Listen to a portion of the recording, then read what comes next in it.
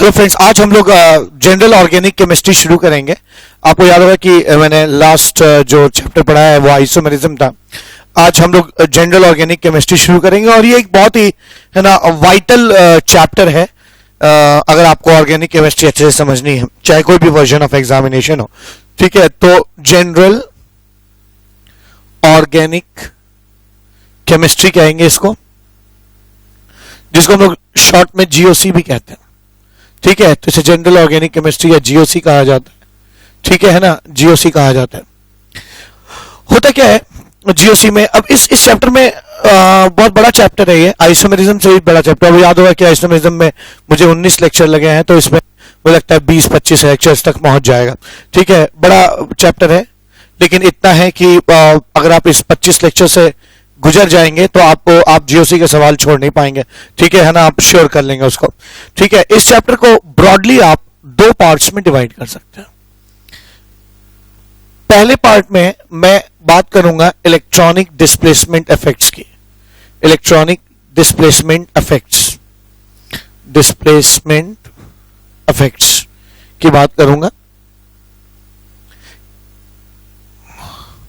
अब ऐसे समझ सकते हैं कि जैसे पूरी ऑर्गेनिक केमिस्ट्री में को सॉल्व करने के लिए, क्वेश्चन सॉल्व करने के लिए ऑर्गेनिक केमिस्ट्री में जो भी टूल्स की जरूरत पड़ती है, तो यहां वो टूल्स जो है वो इस चैप्टर में आपको दिए जाएंगे। ठीक है, तो इस चैप्टर के बिना कोई इमेजिन भी नहीं कर सकता कि वो आगे उसको ऑर्गेनिक समझ में आएगी।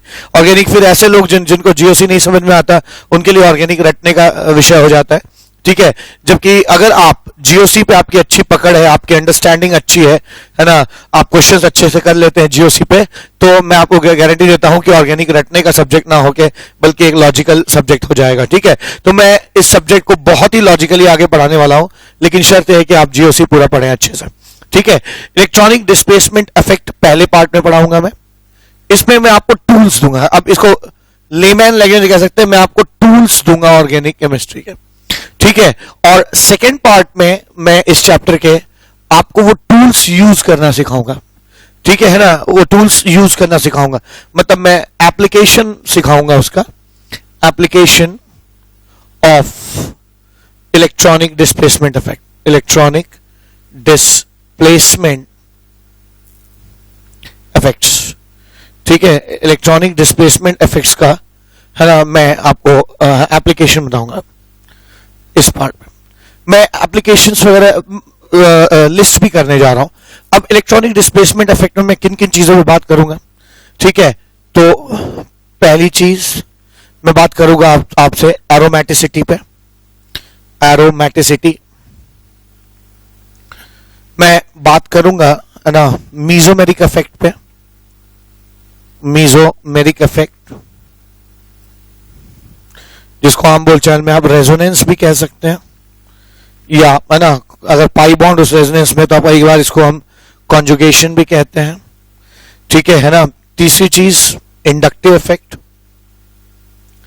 इंडक्टिव इफेक्ट पे मैं बातचीत करूंगा है ना। चौथी चीज जिस पे मैं बातचीत करूंगा वो हाइपर कॉन्जुगेशन, हाइपर कॉन्जुगेशन। पांचवी चीज रिवर्स हाइपर कॉन्जुगेशन। तो ये सब टूल्स हैं जो इनको यूज करके है ना आप क्वेश्चंस कर सकते हैं। रिवर्स हाइपर कॉन्जुगेशन,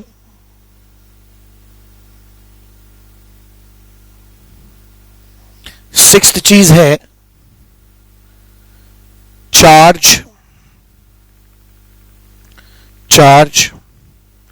सेवेंथ चीज जिसको यूज करते हैं हम लोग वो है ना negative charge on electronegative element and positive charge on electronegative element. ठीक है, ये भी एक टूल है जिसको हम लोग यूज किया करेंगे। ठीक है, आठवीं चीज क्या है, क्रॉस कॉन्जुगेशन है, क्रॉस कॉन्जुगेशन, जिसको हम लोग ना कॉम्पिटिटिव इनहिबिशन ऑफ रेजोनेंस भी कहते हैं। मैं आगे इसके पर बातचीत करूंगा, कॉम्पिटिटिव इनहिबिशन ऑफ रेजोनेंस कहा जाता है। ठीक है, और नौवीं बात मैं बॉन्ड एनर्जी पे भी बात करूंगा। ठीक है ना, बॉन्ड एनर्जी पे भी बातचीत हो जाएगी। ठीक है, एस कैरेक्टर पे भी बातचीत हो जाएगी। तो इतनी सारी चीजें हैं। एस कैरेक्टर को आप इलेक्ट्रोनेगेटिविटी से भी कंपेयर कर सकते हैं। ठीक है, तो है ना लगभग मैं आपको है ना 10 टूल दूंगा, एरोमेटिसिटी, रेजोनेंस, है ना hyper conjugation, reverse hyper conjugation, है ना, और एस कैरेक्टर को आप हाइब्रिडाइजेशन में भी लिख सकते हैं। ठीक है, इसको आप हाइब्रिडाइजेशन भी लिख सकते हैं। ठीक है, हाइब्रिडाइजेशन कहा जा सकता है। ठीक है, तो इतनी सारी चीजें, ये 10 तरह के टूल्स हैं जो मैं आपको दूंगा। Aromaticity, mesomeric effect, inductive effect, hyper conjugation, reverse hyper conjugation, charge, electronegative atom पे नेगेटिव चार्ज, इलेक्ट्रोनेगेटिव एटम पे positive charge, cross conjugation, bond energy, S character या हाइब्रिडाइजेशन। ठीक है ना। इसके अलावा और भी चीजें हैं, जैसे है ना स्टेरिक इनहिबिशन ऑफ रेजोनेंस भी है।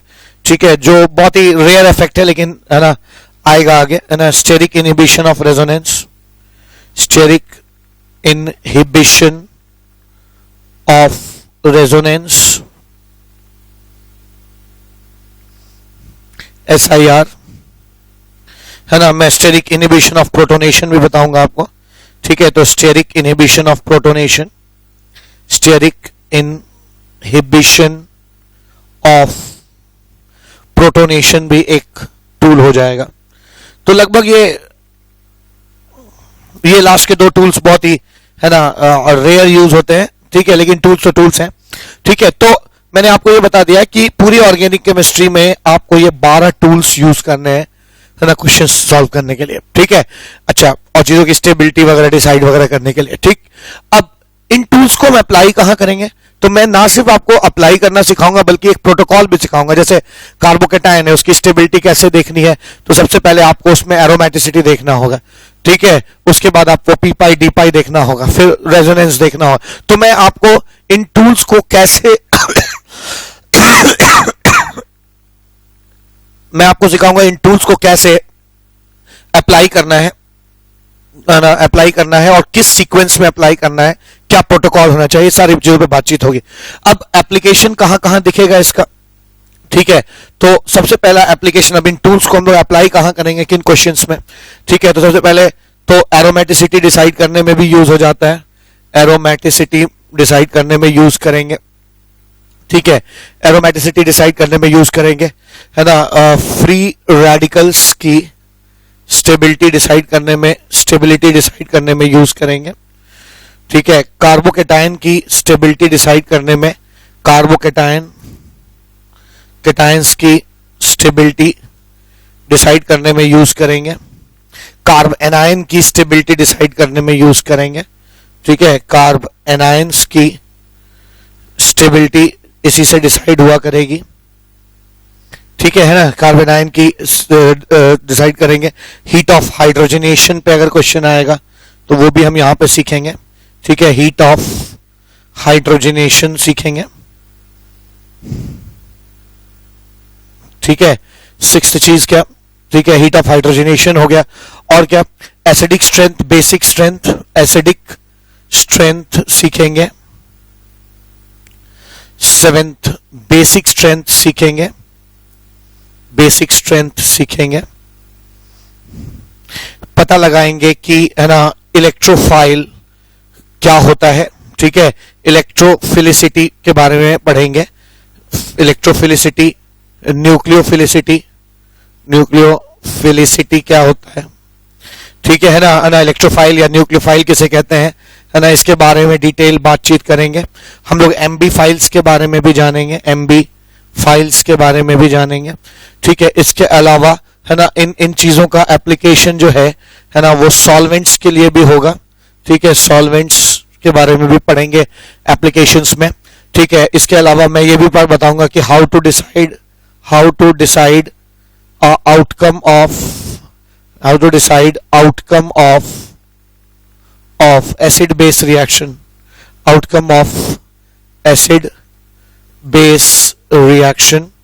ठीक है, मैं आपको इसके अलावा लीविंग एबिलिटी के बारे में भी पढ़ाऊंगा, है ना। ये सारी चीजें पूरी ऑर्गेनिक केमिस्ट्री में यूज होंगी। सो बहुत ज्यादा इंपॉर्टेंट चैप्टर हो जाता है। और लास्टली है ना टॉटोमेरिज्म के बारे में यहाँ इसलिए बातचीत करूंगा क्योंकि टॉटोमेरिज्म के बारे में आप बातचीत बिना क्या कहते हैं जीओसी के कर भी नहीं सकते। ठीक है, तो इतनी सारी बातचीत करनी है, मैं आपको बता दूं। ठीक है, हमारे जो टूल्स रहेंगे वो ये रहेंगे, एरोमेटिसिटी है ना, mesomeric effect, inductive effect, hyper conjugation, reverse hyper conjugation, charge, negative charge on electronegative atom, cross conjugation, bond energy, s character, steric inhibition of resonance and steric inhibition of protonation। और ये सारी चीजें जो हम लोग यहाँ सीखेंगे वो यहाँ अप्लाई करेंगे एरोमेटिसिटी निकालने में, फ्री रेडिकल्स की स्टेबिलिटी, कार्बोकेटायन की स्टेबिलिटी, कार्बन आयन की stability, heat of hydrogenation, acidic character, basic character, electrophilicity, nucleophilicity, ambiphiles, solvents, how to decide acid base reaction, leaving ability और टॉटोमेरिज्म पे बातचीत करेंगे। इन चीजों को इन जगहों पर अप्लाई करेंगे। ठीक है, तो आप देख सकते हैं कि टॉपिक ही आप देखिए तो 12 और 14 मेरे ख्याल से 26 टॉपिक्स हैं इस चैप्टर में, है ना, और हर एक टॉपिक अपने आप में एक लेक्चर है। तो आप समझ सकते हैं कि है ना लगभग 20 से 25 लेक्चर इस चैप्टर में लग जाना है। तो आइए अब पार्ट 1 में कहता हूं इसको, ठीक है, कि इसको मैं पार्ट 1 कहता हूं। तो लोग पार्ट 1 की शुरुआत करते हैं। ठीक है, जहां पार्ट 1 खत्म होगा मैं आपको बताऊंगा। ठीक है, और इसको मैं पार्ट 2 कहता हूं, जीओसी का। ठीक है, जीओसी का पार्ट 2 कहता हूं। तो ये पार्ट 1 शुरुआत करते हैं। आइए एक एक इफेक्ट को जानने की कोशिश करें कि इफेक्ट क्या होते हैं। Electronic displacement effect, electronic displacement effect क्या होता है? आपको पता है, नाम ही क्लियर है, नाम साफ साफ बता रहा है, जब भी इलेक्ट्रॉन अपनी पोजीशन से मूव करते हैं, डिस्प्लेस होते हैं, तो वो जो इफेक्ट्स क्रिएट करते हैं उसे हम इलेक्ट्रॉनिक डिस्प्लेसमेंट इफेक्ट कहते हैं।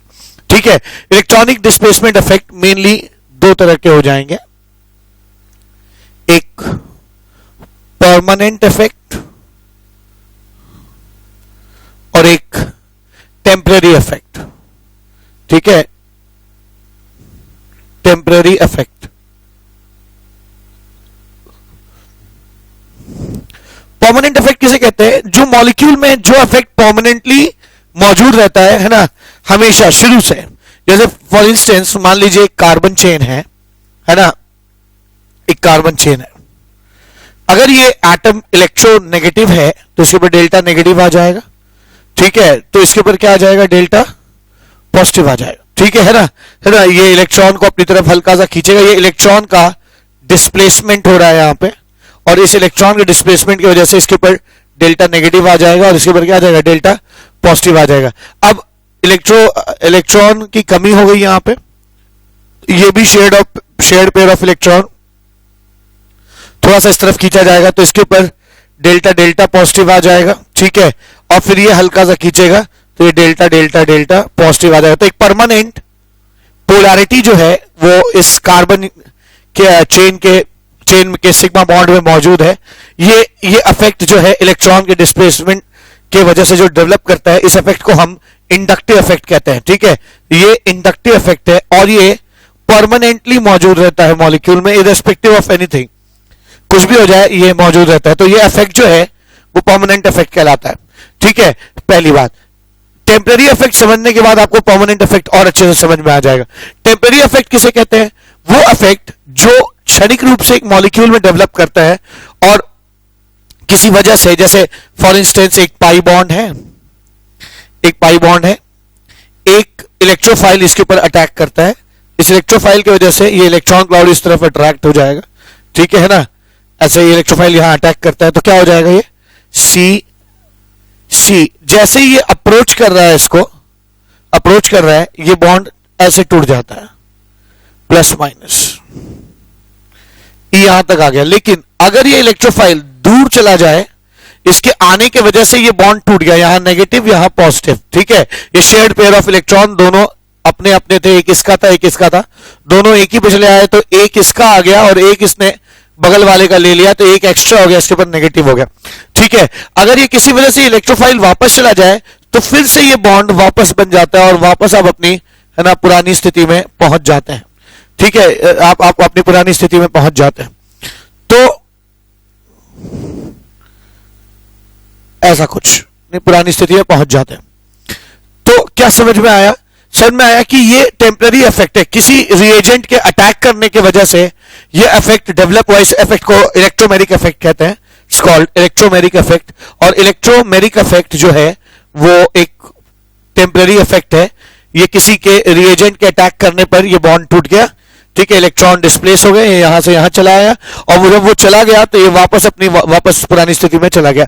ठीक है, तो मैं कह सकता हूं कि है ना, इलेक्ट्रॉनिक डिस्प्लेसमेंट इफेक्ट दो तरह के होंगे, परमानेंट इफेक्ट और क्या, टेम्पररी इफेक्ट हो जाएंगे। ठीक है ना, परमानेंट इफेक्ट किसी के आने जाने से नहीं डेवलप करता, वो हमेशा मॉलिक्यूल के अंदर मौजूद रहता है, जबकि टेम्पररी इफेक्ट जो है वो किसी के आने पर क्रिएट होता है और जाने पर फिर से चीजें रीस्टोर हो जाती हैं। ठीक है, इसको टेम्पररी इफेक्ट कहते हैं। अब मैंने कहा था कि पार्ट 1 में मैं आपको टूल्स जितने भी हैं उस पर वर्क करना सिखाऊंगा। मैंने आपको लगभग 11-12 टूल्स दिए हैं। चार्ज दिया है, इलेक्ट्रोनेगेटिव एटम पे negative charge, positive charge, hybridization, ठीक है, bond energy, hyperconjugation, reverse hyperconjugation, cross conjugation, aromaticity, resonance, inductive effect, SIP, SIR, बहुत सारे रूल्स हैं, बहुत सारे टूल्स हैं जो हमें ऑर्गेनिक केमिस्ट्री में सीखने हैं। तो आइए उसमें से पहला टूल सीखते हैं। पहला इलेक्ट्रॉनिक डिस्प्लेसमेंट इफेक्ट में पहली चीज पढ़ते हैं क्या, चार्ज। चार्ज का ऑर्गेनिक केमिस्ट्री में बहुत इंपॉर्टेंट रोल है। ठीक है, और जो बता रहा हूं इस बात को बिल्कुल ध्यान से आप इसको समझ लें। चार्ज का बहुत इफेक्ट है। पहला चीज क्या, चार्ज पॉजिटिव हो, पहली बात, चार्ज पॉजिटिव हो या नेगेटिव हो। ठीक है, चार्ज पॉजिटिव हो या नेगेटिव हो, अगर बढ़ता है तो चीजें अनस्टेबल होंगी। ठीक है, चार्ज अगर पॉजिटिव भी बढ़ेगा किसी चीज के ऊपर, कार्बोकेटाइन के ऊपर मान लीजिए पॉजिटिव चार्ज बढ़ रहा है तो वो चीज अनस्टेबल हो जाएगी, या नेगेटिव चार्ज कार्बन आयन के ऊपर बढ़ रहा है तो वो चीज क्या हो जाएगी, अनस्टेबल हो जाएगी। मैं कह सकता हूं increment of charge destabilizes the molecule, destabilizes the molecule. Increment of charge destabilizes the molecule. ठीक है, मॉलिक्यूल को डिस्टेबलाइज करता है। दूसरी बात क्या, दूसरी बात चार्ज और डिस्टेंस की है। ठीक है, अगर अनलाइक चार्ज मान लीजिए पॉजिटिव है और नेगेटिव चार्ज दोनों आसपास हैं, तो इनके बीच में अट्रैक्शन है। अट्रैक्शन करने वाली चीजें जितनी पास होती हैं उनकी पोटेंशियल एनर्जी उतनी ही कम होती जाती है और वो सिस्टम और स्टेबल हो जाता है। तो मैं कह सकता हूं, इसको याद रखिए, अगर अनलाइक चार्जेस हैं तो जितने करीब होंगे उतना उनमें अट्रैक्शन ज्यादा होगा, उतनी उनमें स्टेबिलिटी ज्यादा हो जाएगी। ठीक है, तो मैं कह सकता हूं अनलाइक चार्ज में अगर डिस्टेंस घटता है तो स्टेबिलिटी बढ़ेगी, है ना। मैं चाहता हूं कि व्यूअर्स जो है मेरे साथ ऐसे शॉर्ट नोट्स बनाते रहें, ठीक है, ताकि आपको बार बार वीडियो ना देखना पड़े। ठीक है, और अगर अनलाइक चार्जेस के बीच में डिस्टेंस बढ़ेगा तो उनके बीच में अट्रैक्शन कम होगा, तो स्टेबिलिटी क्या हो जाएगी, घट जाएगी, स्टेबिलिटी विल डिक्रीज। ठीक, एक चीज। अगली चीज क्या, अगली चीज, अगर लाइक चार्जेस हैं, जैसे पॉजिटिव है या नेगेटिव चार्ज है, ठीक है, ये लाइक चार्जेस थे, देवर लाइक चार्जेस, तो लाइक चार्ज देवर अनलाइक चार्जेस, एक जैसे चार्ज नहीं थे। तो ये बात है, अगर एक जैसे चार्ज हो जाए, यानी पॉजिटिव हो जाए या नेगेटिव हो जाए, तब इनके बारे में हम क्या कह सकते हैं, दिस इज, है ना, दे आर लाइक चार्जेस।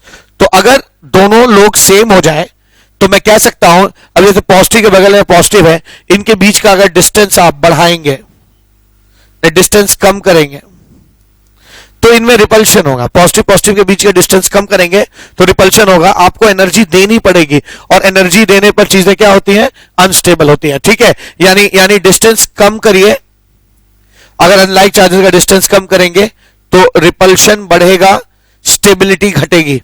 तो ये बातें आपको समझ लेनी है और अप्लाई करनी है। ठीक है, ऐसे ही अगर इनके बीच की दूरी अगर आप कम करेंगे, दूरी बढ़ाएंगे, तो इनके बीच का रिपल्शन कम होने लगेगा, और रिपल्शन का कम होना स्टेबिलिटी बढ़ाता है। ठीक है, यानी मैं कह सकता हूं कि जो डिस्टेंस अगर अनलाइक चार्ज के बीच में ये बढ़ता है तो रिपल्शन घटेगा, और रिपल्शन घटेगा तो स्टेबिलिटी क्या हो जाएगी, है ना, बढ़ जाएगी, स्टेबिलिटी बढ़ जाएगी। ठीक है, तो कुछ इस तरह का हो जाएगा। तो मैंने एक टूल आपको तो समझा दिया, है ना, 12 टूल्स में से चार्ज, कि चार्ज के ऊपर, चार्ज को कैसे डील करना है केमिस्ट्री में। चार्ज बढ़ेगा तो स्टेबिलिटी घटेगी, अनलाइक चार्जेस के बीच में डिस्टेंस कम होगा तो स्टेबिलिटी बढ़ेगी, लाइक चार्जेस के बीच में डिस्टेंस बढ़ेगा तो स्टेबिलिटी बढ़ेगी।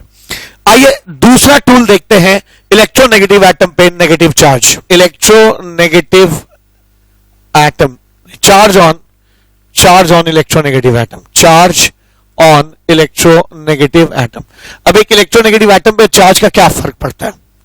ठीक है, इलेक्ट्रोनेगेटिव इसलिए ले रहे हैं क्योंकि इलेक्ट्रोपॉजिटिव यानी मेटल्स जो है बहुत रेयरली ऑर्गेनिक केमिस्ट्री में यूज होते हैं, ज्यादातर नॉन मेटल्स ही यूज होते हैं और वो इलेक्ट्रोनेगेटिव होते हैं। ठीक है, अब ध्यान दीजिए, इलेक्ट्रोनेगेटिव एटम पे अगर पॉजिटिव चार्ज होगा, ठीक है, पॉजिटिव चार्ज रखेंगे, positive charge on electronegative atom, एक इलेक्ट्रोनेगेटिव एटम मतलब उसको इलेक्ट्रॉन चाहिए यानी नेगेटिव चार्ज चाहिए, और अगर आप उसके ऊपर पॉजिटिव चार्ज रख देंगे तो उसके टेंडेंसी से आप ऑपोजिट जा रहे हैं, क्या हो जाएगा? अनस्टेबल हो जाएगा। ठीक है, तो मैं कह सकता हूं कि positive charge on a electronegative atom decreases it's stability, कि स्टेबिलिटी घट जाएगी। ठीक है, और अगर नेगेटिव चार्ज आप डालते हैं, आप जैसे एक आदमी मान लीजिए है ना प्यासा है ना, एक आदमी को बहुत जोर से प्यास लगी है और आप उसको पानी दे दीजिए वो स्टेबलाइज कर जाएगा। ठीक है, ऐसे ही एक इलेक्ट्रोनेगेटिव एटम का मतलब उसे नेगेटिव चार्ज चाहिए और एक इलेक्ट्रोनेगेटिव एटम पे आप नेगेटिव चार्ज रख दीजिए तो वो क्या हो जाएगा? स्टेबल हो जाएगा। ठीक है, तो इलेक्ट्रोनेगेटिव एटम पे अगर आप नेगेटिव चार्ज डालते हैं तो स्टेबिलिटी बढ़ जाती है, स्टेबिलिटी बढ़ जाती है। ठीक है, इसी तर्ज पर ये तो बात हो गई इलेक्ट्रोनेगेटिव एटम्स की। ठीक है, इलेक्ट्रोनेगेटिव एटम्स की बात हो गई। आप यही बात इलेक्ट्रोपॉजिटिव के लिए भी कह सकते हैं क्या, लेकिन वो खैर उसका बहुत ज्यादा इस्तेमाल नहीं है कि positive charge on electropositive element will make it stable. क्यों?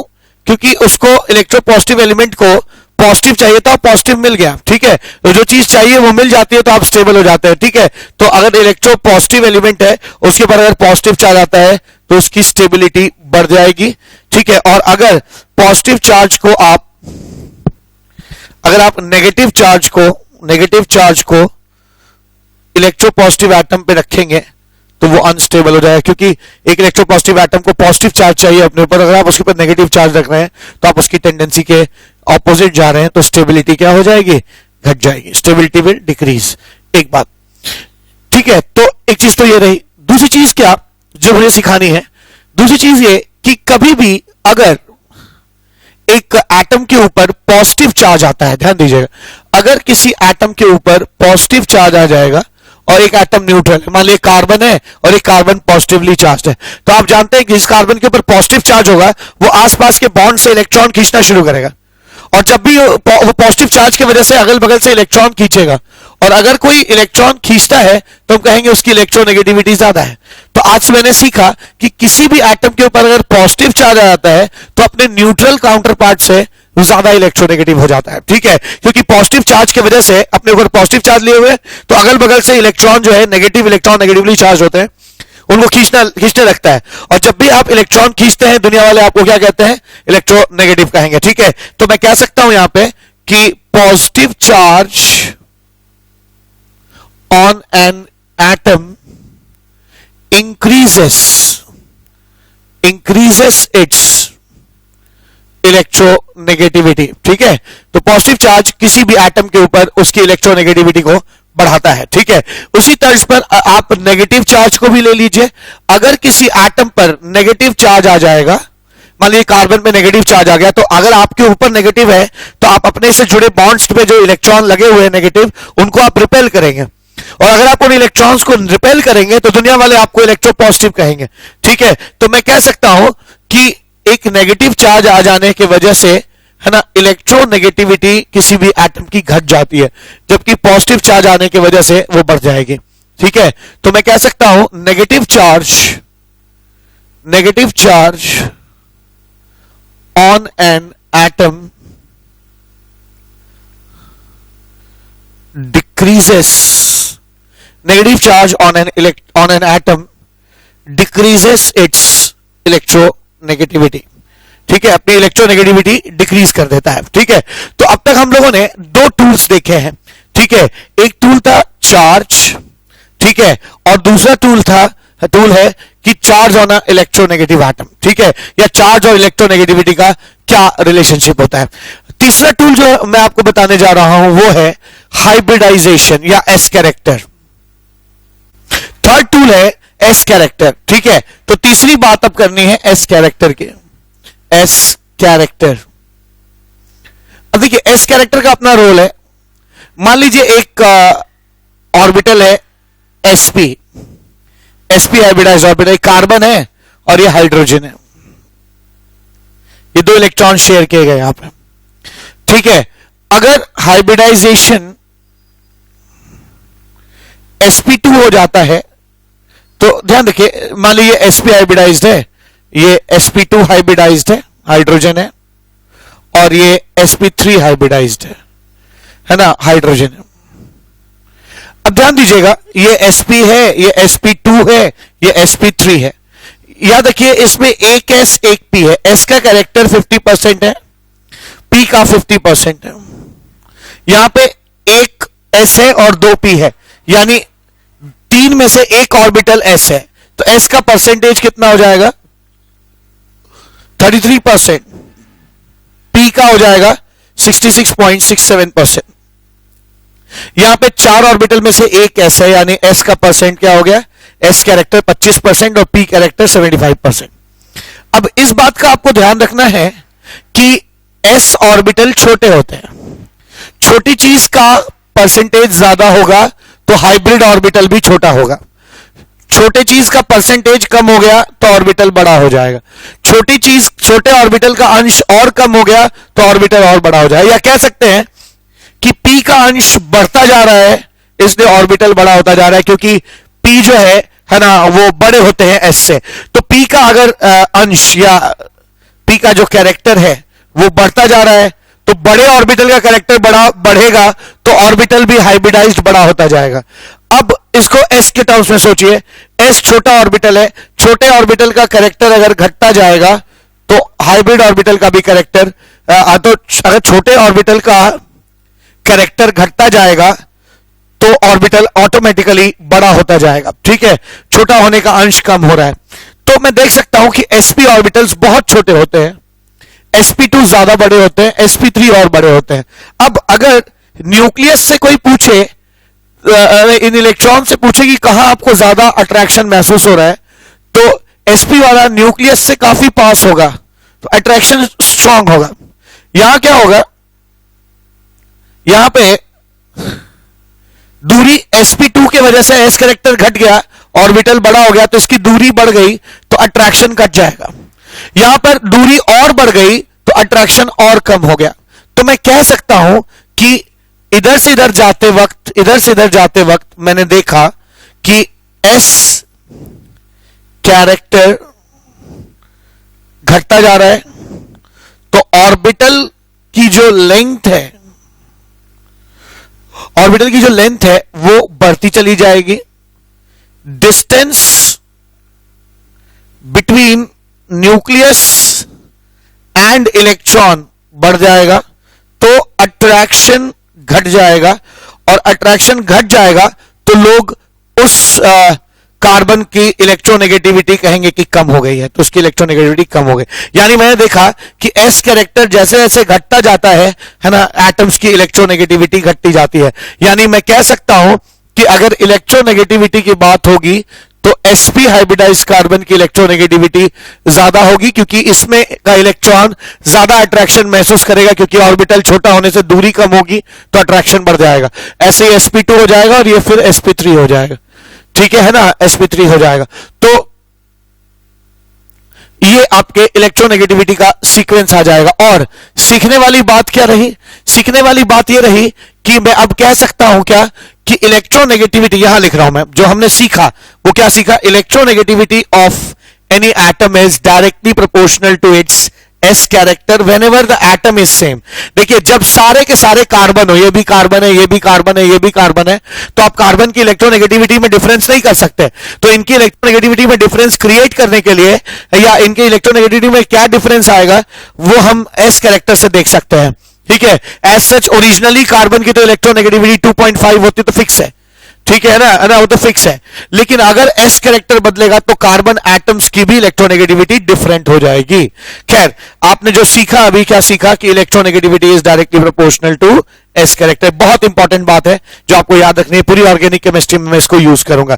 अगली प्रॉपर्टी क्या है? Bond energy. बॉन्ड एनर्जी क्या होती है? अब बॉन्ड एनर्जी का बहुत ही बड़ा रोल है as a tool organic chemistry में। बॉन्ड एनर्जी, बॉन्ड एनर्जी,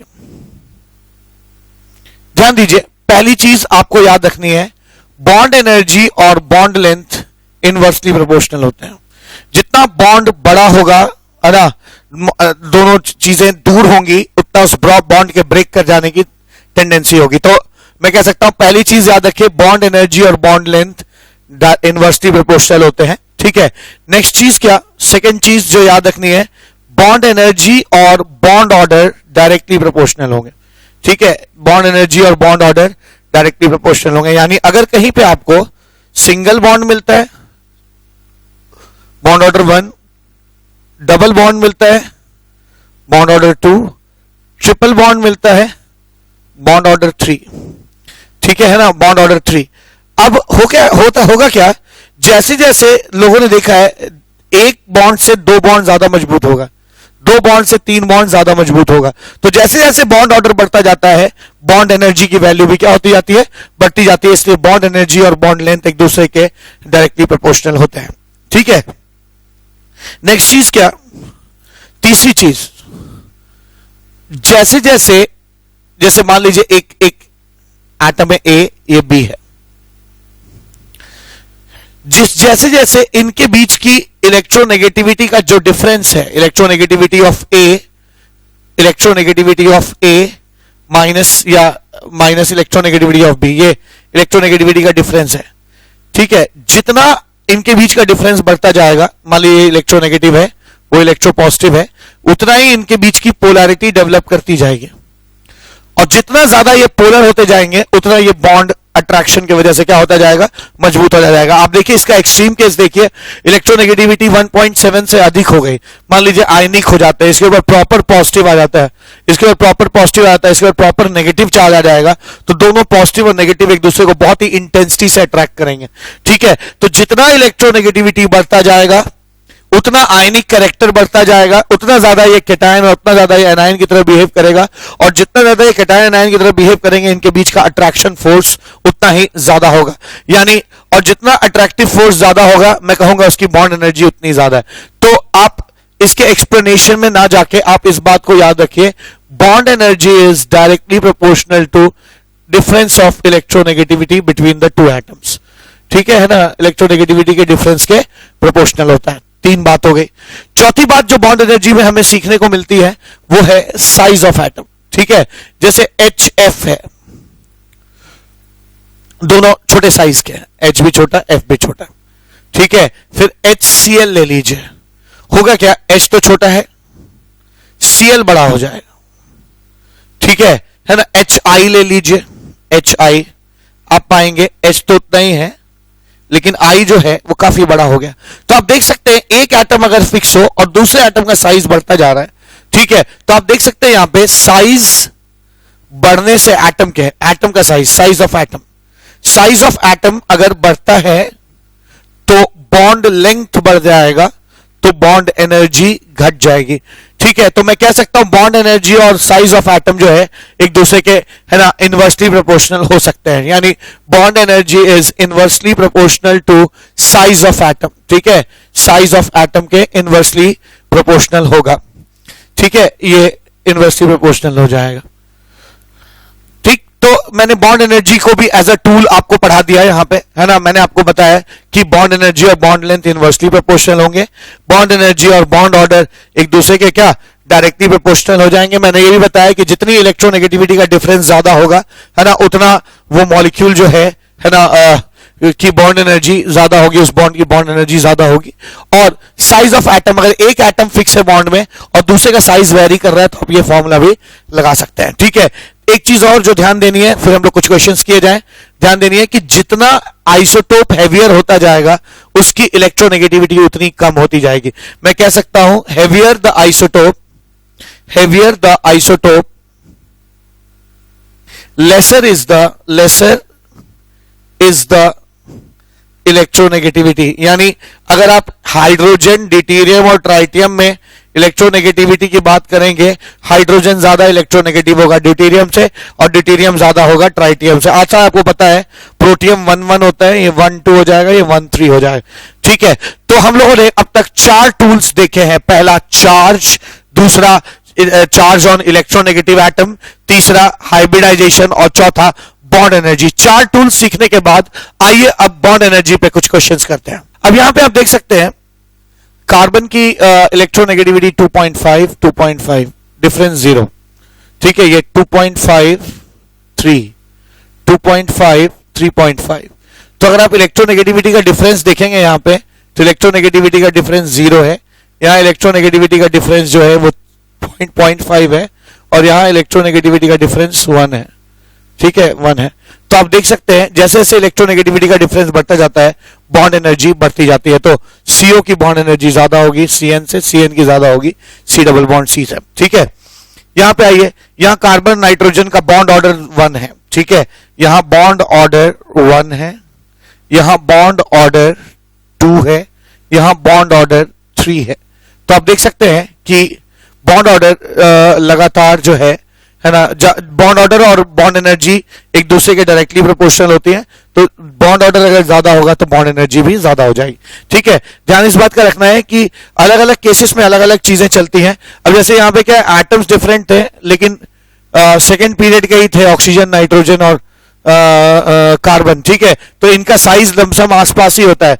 तो ये दोनों सेकंड पीरियड के हैं, ये दोनों भी सेकंड पीरियड के, ये दोनों भी सेकंड पीरियड के हैं, तो साइज इनका कंपेरेबल था। तो मैंने इलेक्ट्रोनेगेटिविटी के डिफरेंस से देख लिया। यहां पे भी carbon nitrogen carbon nitrogen carbon nitrogen, तो मैंने बॉन्ड ऑर्डर से देख लिया, बॉन्ड ऑर्डर में डिफरेंस आ रहा है। ये बहुत ही फेमस क्वेश्चन है। यहां पे आप साइज देख सकते थे। ठीक है, जैसे क्या है, फ्लोरीन छोटा है, बॉन्ड लेंथ कम होगी। क्लोरीन थोड़ा बड़ा हो जाएगा, बॉन्ड लेंथ बढ़ जाएगी। ब्रोमीन और बड़ा हो जाएगा, है ना, बॉन्ड लेंथ और बढ़ जाएगी। और आयोडीन के साथ क्या होगा, आयोडीन जो है और भी बड़ा हो जाएगा। ठीक है, और बॉन्ड लेंथ और बड़ी हो जाएगी। ठीक है, तो साइज जो है, यहां साइज ऑफ एटम देख सकते हैं। जैसे जैसे हम इधर से इधर जा रहे हैं, है ना, bond length, size of atom बढ़ रहा है तो बॉन्ड लेंथ बढ़ेगा। ठीक है, साइज ऑफ एटम बढ़ता जा रहा है तो बॉन्ड लेंथ बढ़ता जाएगा, और बॉन्ड लेंथ बढ़ता जाएगा तो बॉन्ड एनर्जी घटनी चाहिए। ठीक है, बॉन्ड एनर्जी घटनी चाहिए। तो होता भी ऐसा ही है क्या कि बॉन्ड एनर्जी घटती ही है। मतलब क्या, मैं कह सकता हूं, इसको साफ सुथरा लिख दूं, तो आप देख सकते हैं छोटा एटम तो बॉन्ड लेंथ कम, बड़ा एटम तो बॉन्ड लेंथ ज्यादा और ज्यादा और ज्यादा। ठीक है, तो मैं देख रहा हूं कि बॉन्ड लेंथ बढ़ता जा रहा है, तो बॉन्ड लेंथ और बॉन्ड एनर्जी एक दूसरे के इनवर्सली प्रोपोर्शनल होते हैं, हम लिख सकते हैं। ठीक है, यानी मैं यहां पर लिख सकता था कि फ्लोरीन की बॉन्ड एनर्जी ज्यादा होगी क्लोरीन से, क्लोरीन की ज्यादा होगी ब्रोमीन से और फिर आयोडीन से। ऐसा मैंने एक्सपेक्ट किया था, इट वॉज एक्सपेक्टेड। लेकिन होता क्या है, फ्लोरीन का साइज बहुत छोटा होता है और इसकी जो बॉन्ड एनर्जी रिलीज होती है, इसका एक बहुत बड़ा भाग, जितने बॉन्ड एनर्जी रिलीज होती है उसका एक बहुत बड़ा भाग वापस एब्जॉर्ब कर लिया जाता है इंटर इलेक्ट्रॉनिक रिपल्शन को काउंटर करने के चक्कर में। ठीक है, तो नेट एनर्जी जो इससे निकलती है वो बहुत कम हो जाती है। लोग कहते हैं कि फ्लोरीन की बॉन्ड एनर्जी घट गई। फ्लोरीन की बॉन्ड एनर्जी घटती नहीं है। अगर जब फ्लोरीन एटम बनता है तो सबसे ज्यादा एनर्जी रिलीज होती है, क्लोरीन में उससे कम होती है, ब्रोमीन में उससे कम, आयोडीन में उससे कम। फ्लोरीन में सबसे ज्यादा एनर्जी रिलीज तो होती है, लेकिन जितनी रिलीज होती है उसका एक बहुत बड़ा चंक वापस रीअब्सॉर्ब हो जाता है। इतने छोटे छोटे मॉलिक्यूल्स जो हैं उनके बीच के इंटर इलेक्ट्रॉनिक एटम जो है, फ्लोरीन बहुत छोटा होता है, उनके बीच के इंटर इलेक्ट्रॉनिक रिपल्शन को काउंटर करने में बहुत बड़ी एनर्जी वापस एब्जॉर्ब हो जाती है। तो नेट एनर्जी जो निकलती है वो बहुत कम हो जाती है और इसलिए फ्लोरीन की बॉन्ड एनर्जी घटकर ब्रोमीन से भी कम हो जाती है। तो ये एक बहुत ही इंपॉर्टेंट एक्सेप्शन है जो आपको याद रखना है। और याद रखना है कि हैलोजेंस में क्लोरीन की बॉन्ड एनर्जी सबसे ज्यादा होती है, फिर ब्रोमीन, फिर फ्लोरीन और फिर आयोडीन की होती है। This was found experimentally. ठीक है, ऐसा पाया गया।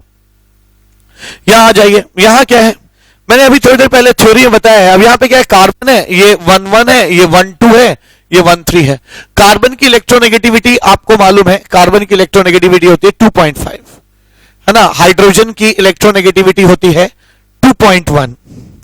ठीक है, और जो भी हेवियर आइसोटोप्स होते हैं उनकी इलेक्ट्रोनेगेटिविटी और कम हो जाएगी। तो आप देख सकते हैं सी और एच के बीच इलेक्ट्रोनेगेटिविटी का डिफरेंस कम है, सी और डी के बीच इलेक्ट्रोनेगेटिविटी का डिफरेंस ज्यादा है, सी और टी के बीच इलेक्ट्रोनेगेटिविटी का डिफरेंस ज्यादा है।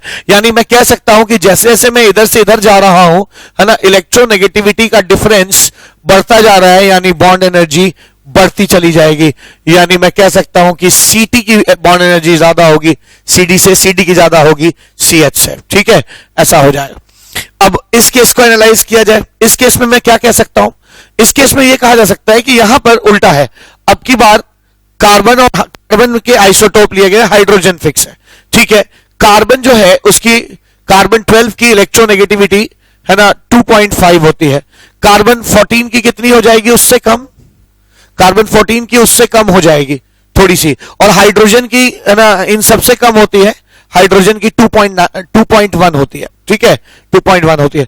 तो आप देख सकते हैं, आप यहां पे देख सकते हैं क्या कि अगर आप C12 और H की बात करिए तो इलेक्ट्रोनेगेटिविटी का डिफरेंस ज्यादा है।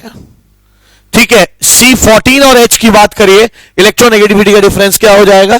कम हो जाएगा। तो मैं साफ देख रहा हूं कि इधर से इधर आते वक्त इलेक्ट्रोनेगेटिविटी का डिफरेंस, है ना, घटता जा रहा है, इससे बॉन्ड एनर्जी घटती चली जाएगी। तो मैं कह सकता हूं इधर से इधर आते वक्त इलेक्ट्रोनेगेटिविटी का डिफरेंस घट रहा है, इसलिए बॉन्ड एनर्जी घटेगी, यानी इसकी बॉन्ड एनर्जी इससे कम हो जाएगी। ठीक है, ऐसा कर सकते हैं। यही चीज यहां हो जाएगा, यही चीज यहां हो जाएगा। ऑक्सीजन 18 और 16 का चक्कर ऐसा ही कुछ हो जाएगा। ऑक्सीजन जो 18 होता है, O18, O16 की इलेक्ट्रोनेगेटिविटी ज्यादा होगी, 3.5 के आसपास। O18 की थोड़ी सी घट जाएगी क्योंकि O18 हेवियर आइसोटोप है। हाइड्रोजन की फिक्स रहेगी 2.1। तो आप देख सकते हैं O16 और H के बीच इलेक्ट्रोनेगेटिविटी का डिफरेंस ज्यादा है ना, यहां इलेक्ट्रोनेगेटिविटी का डिफरेंस कम है। मैं कह सकता हूं इधर से इधर जाते वक्त इलेक्ट्रोनेगेटिविटी का डिफरेंस, है ना, O16 और H से O18 और H में घट जाता है, इलेक्ट्रोनेगेटिविटी का डिफरेंस कम हो गया। इलेक्ट्रोनेगेटिविटी का डिफरेंस अगर कम हो जाएगा तो बॉन्ड एनर्जी की वैल्यू भी क्या हो जाएगी? कम हो जाएगी। मैं कह सकता हूं कि इसकी बॉन्ड एनर्जी कम हो जाएगी। ठीक है, ऐसे हो जाएगा। अब लास्ट केस बचा OH और OD।